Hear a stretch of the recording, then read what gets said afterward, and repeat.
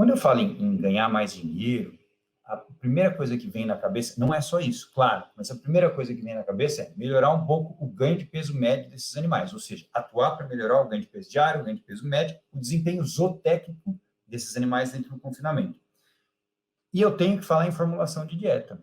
Eu tenho que falar em formulação de dieta e tenho que falar em consumo, porque são duas coisas que, obviamente, interagem entre si e, obviamente, estão relacionadas ao potencial que eu tenho de ganhar dinheiro dentro do confinamento. E quando eu falo em ganhar dinheiro, eu estou dizendo o seguinte: com a dieta que eu já comprei hoje, eu fiz um investimento que está relativamente alto, ou melhor, está alto hoje, e o quanto eu vou ter de retorno com esse investimento que eu já fiz, que está lá dentro do confinamento hoje. E justamente agora, como eu já disse, é uma oportunidade, porque nós estamos com alimentos mais caros e arroba valorizada. Mas não é só agora, é daqui para frente. Então, se você está aqui hoje, é porque alguma coisa diferente você já está buscando, porque é uma oportunidade num cenário que já mudou. Como é que era antigamente? Antigamente, ganhava-se dinheiro só deixando o boi no pasto, né? Com o tanque de ágio que tinha, era 5, 6 anos para matar um boi, e funcionava. Para aquela realidade, estava tudo certo. Não adianta a gente olhar hoje e falar, nossa, né? Não, antes funcionava, hoje não funciona mais. Hoje a gente vive uma situação de insumo mais escasso, né? Não só mais caro, mas mais escasso. A gente não sabe muito bem como vai ficar o milho, mas tem indícios que nós vamos sim ter uma falta de milho aí para esse ciclo, para esse ano, né? Então pode ser que realmente isso se concretize, tem uma chance grande. E quando eu começo a olhar em tudo supervalorizado, eu sei que aumentou a minha chance de ganhar mais dinheiro com isso, então eu preciso atuar no processo. E, quiçá, continuar na atividade. Porque se você já deve ter visto isso, né? Esse estudo da Embrapa, muita gente está falando disso, né? Que 50% dos pecuaristas daqui a 20 anos vão deixar de existir.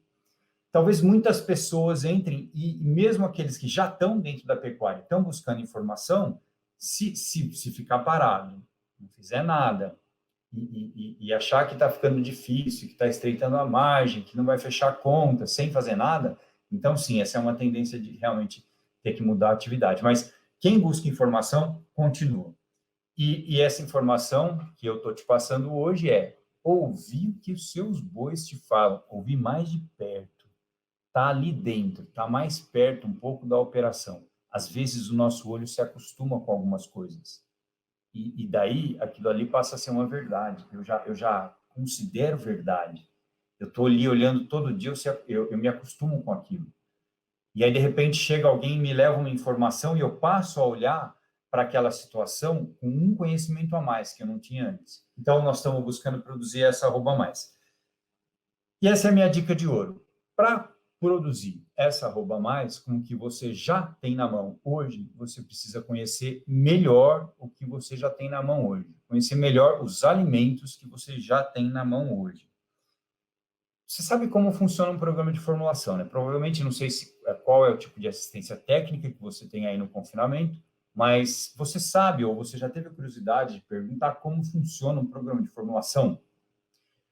Para quem já sabe, eu vou passar rapidamente, para quem não sabe, eu vou trazer algumas informações. Então, quando você pega um bom programa de formulação, a ideia dele é estudar as possibilidades de alimentos que você tem na região, porque o custo do frete tem um impacto importante no custo do alimento, do insumo, que é commodity, então o custo do frete impacta muito, por isso que a localização estratégica de alguns confinamentos dão uma vantagem competitiva importante em relação a outros. Mas então, quando você pega as oportunidades de alimentos da região que você tem perto, ou até quando você atua numa propriedade que, na verdade, faz uma integração lavoura-pecuária, por exemplo, e tem um resíduo dessa própria integração. E esse resíduo te dá uma vantagem competitiva muito importante. Então, em geral, você procura essas oportunidades, ou seja, as matérias-primas que estão mais perto, o valor que elas custam, né? E aí você sabe o custo da tonelada da matéria original desse alimento, dessa matéria-prima. Quando eu falo matéria-prima, eu me refiro a alimentos e resíduos que são utilizados para compor as dietas.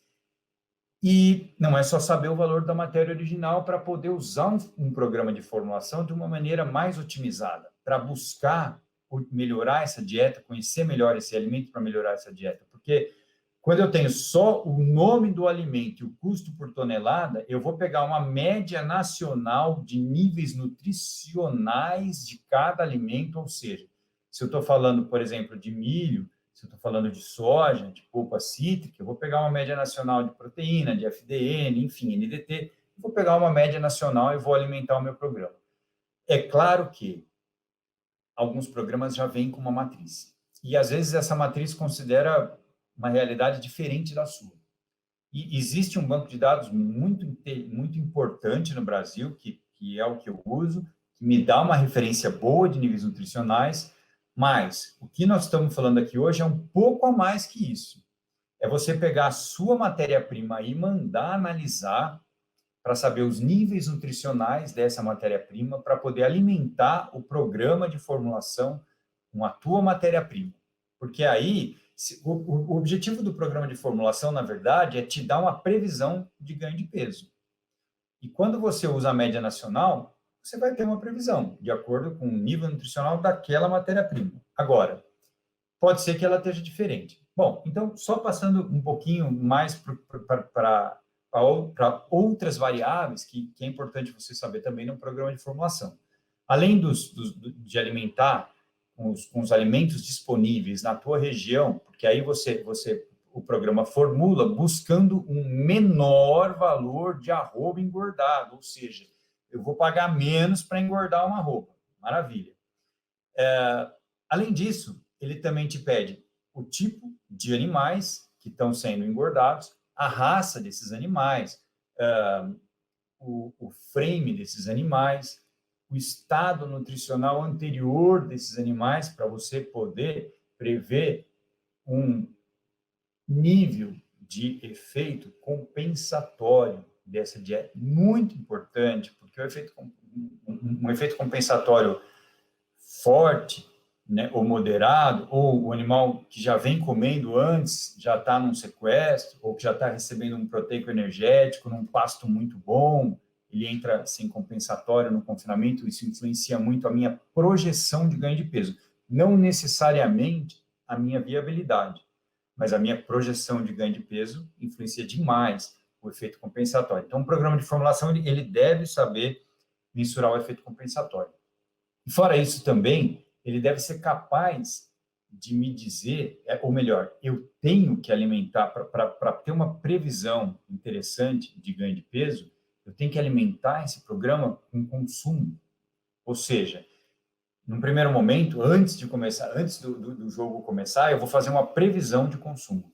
A partir do momento que eu estou com o time em campo, eu tenho como saber o consumo, eu devo saber esse consumo para poder alimentar esse programa com o consumo real, porque isso muda completamente a previsão de ganho de peso. Então, duas coisas que afetam muito, que podem te dar um resultado completamente diferente do projetado em relação ao ganho de peso. Primeiro, quando você tem uma matéria-prima que você acha que ela tem, por exemplo, 85 de NDT, na verdade, essa matéria-prima passou por um processo fermentativo, com produção com consumo dessa energia, e ela não está mais tão boa assim. Uma matéria-prima que, não vou dizer estragou, mas perdeu qualidade nutricional.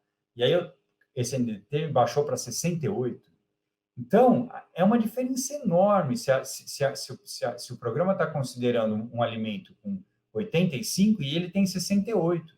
Isso muda completamente a previsão de ganho de peso. Uma outra coisa que influencia muito também é, por exemplo, se eu estou achando que esses animais estão comendo, eu acho que eles comem 2,4% do peso vivo, na verdade eles estão comendo 2,1%, ou eles estão comendo bem mais que isso. Então, o consumo real influencia demais no ganho de peso. Então, são duas variáveis que eu tenho, sim, que pensar e fazer. E aí eu chego numa estrada que eu tenho dois caminhos. O primeiro caminho é achar que o meu programa de formulação já está fazendo a coisa certa, de uma maneira bem feita, né? E aí eu simplesmente continuo usando o meu programa de formulação sem saber melhor.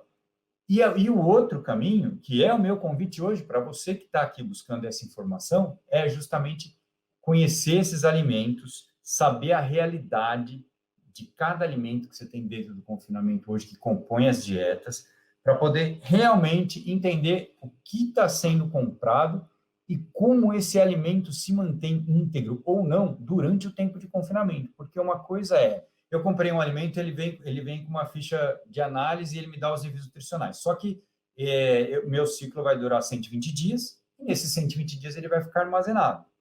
E algumas coisas podem acontecer enquanto esse alimento está armazenado.